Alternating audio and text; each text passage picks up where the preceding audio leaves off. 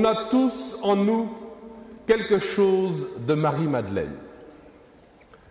Si, et sous prétexte que vous n'êtes pas aussi canon que la bien-aimée du cantique avec sa chevelure abondante, ses dents étincelantes, ses courbes avenantes, sans parler du reste, ne prétendez pas le contraire. Je vous vois, les yeux dans les yeux, et je vous dis que vous avez un air de parenté avec la jolie courtisane devenue disciple de Jésus.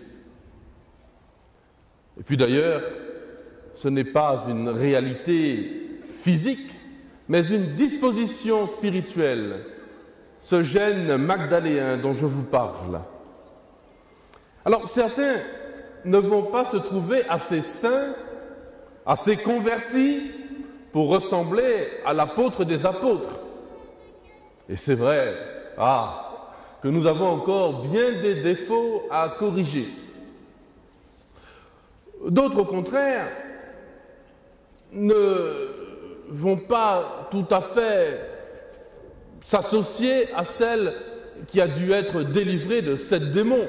Quand même, nous n'avons pas tous 7 démons, ça en ferait beaucoup, en nous. Nous ne sommes pas tous des convertis au sens de Marie-Madeleine qui un jour est passée avec le Christ des ténèbres à la lumière. Et pourtant, il y a en nous quelque chose de Marie-Madeleine. Alors vous vous dites peut-être c'est une banalité générale. C'est un être humain, nous aussi, elle aima Jésus, nous aussi. Mais ce n'est pas ce que dit l'Écriture. L'Écriture dit qu'il y a en elle quelque chose qui a demeuré en premier, et qui se retrouve comme un ADN spirituel en chacun d'entre nous. Alors qu'est-ce donc? Son péché? Non. Elle a été une grande pécheresse, mais elle n'était pas la première. La première, tous les premiers sont Adam et Ève, et puis Marie-Madeleine n'était pas non plus la dernière. Alors sa sensualité, oui et non. Certes, cette femme câline, au parfum de luxe, est l'un des personnages les plus sensuels de l'Écriture. Mais là non plus, elle n'est pas la première. Souvenez-vous du roi David, de son fils Salomon, de Samson, ou encore de l'apôtre Matthieu. Comme elle, nous avons à vaincre, c'est vrai, les passions de la chair, les gourmandises pour certains, mais bien d'autres passions encore. Mais la sensualité est une chose que Dieu nous donne. Elle est bonne en soi. Elle peut même nous faire grandir si on arrive à la maîtriser. Alors, qu'est-ce qu'il y a en nous de Madeleine? La miséricorde peut-être. Oui et non, c'est vrai que cette femme a su toucher tout particulièrement le cœur de Jésus. C'est vrai qu'elle est l'archétype, le modèle de la brebis perdue, qui a été retrouvée, celle que le maître est allé rechercher en abandonnant les 99 autres, plutôt en les laissant dans le bercail, pour ramener sa brebis préférée.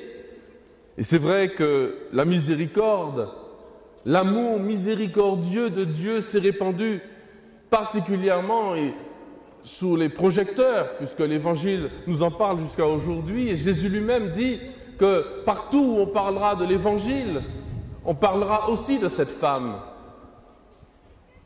Et sa misère a été comblée par la miséricorde. Mais là non plus, elle n'est pas la première. Rappelez-vous, Marie, la Vierge, la mère de miséricorde, a chanté bien avant Madeleine, dans son Magnificat, la miséricorde qui s'étend d'âge en âge sur ceux qui aiment le Seigneur.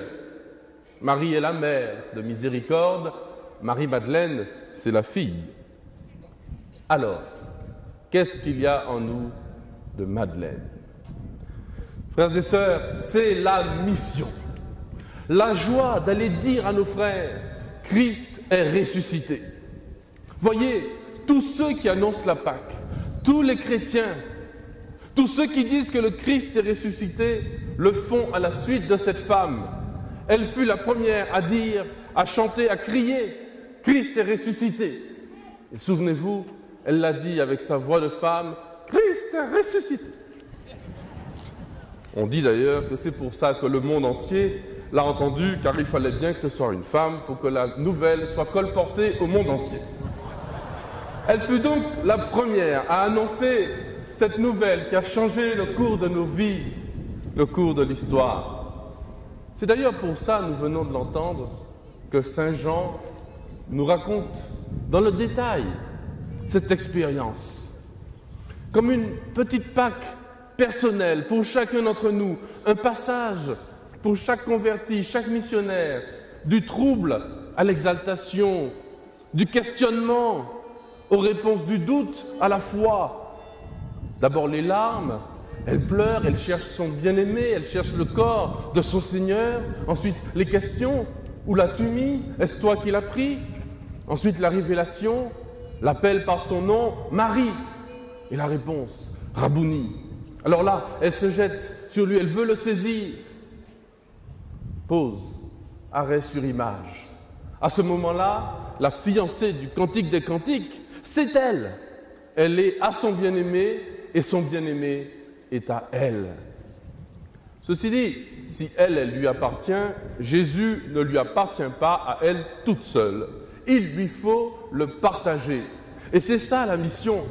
Il faut qu'elle le partage, qu'elle aille l'annoncer. Va dire à mes frères, lui dit Jésus.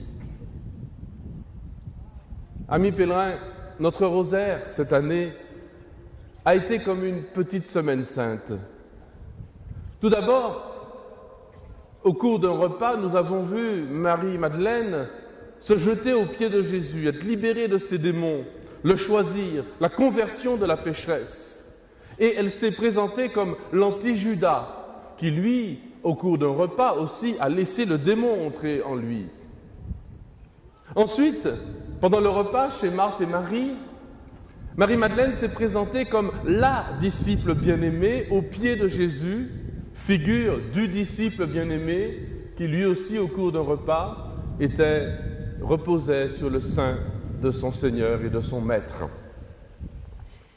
Hier, en contemplant la mort et la résurrection de Lazare, nous avons vu Marie-Madeleine, fille de douleur, effondrée aux pieds de Jésus, là aussi figure de la mère des douleurs, la Vierge, qui quelques jours après se tenait debout au pied de la croix quand son fils est mort. Mais à la résurrection, l'évangile que nous venons d'entendre, c'est elle-même. Ce n'est pas la figure de tel ou tel personnage qui viendrait plus tard, c'est elle-même, comme une grande, parce que c'est une grande. C'est elle qui annonce la résurrection. C'est elle qui devient la patronne.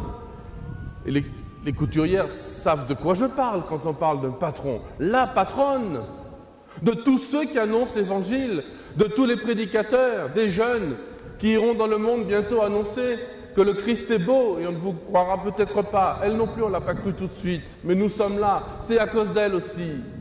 Et de nous tous, la patronne de tous ceux qui se tournent vers le monde pour dire que le Christ est ressuscité, et même, alors ça c'est la classe, la patronne des Dominicains. Marie-Madeleine, c'est nous. Marie-Madeleine, c'est vous, ceux qui annoncent le Christ.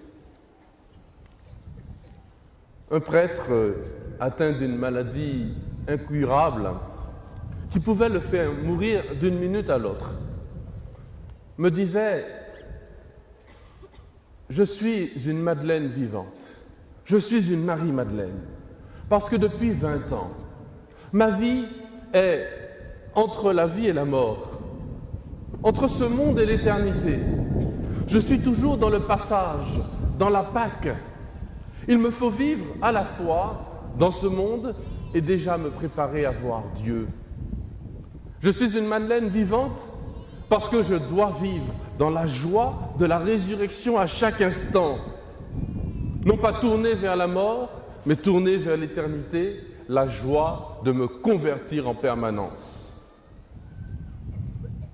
Amis pèlerins, frères et sœurs, nous avons tous en nous quelque chose de Madeleine.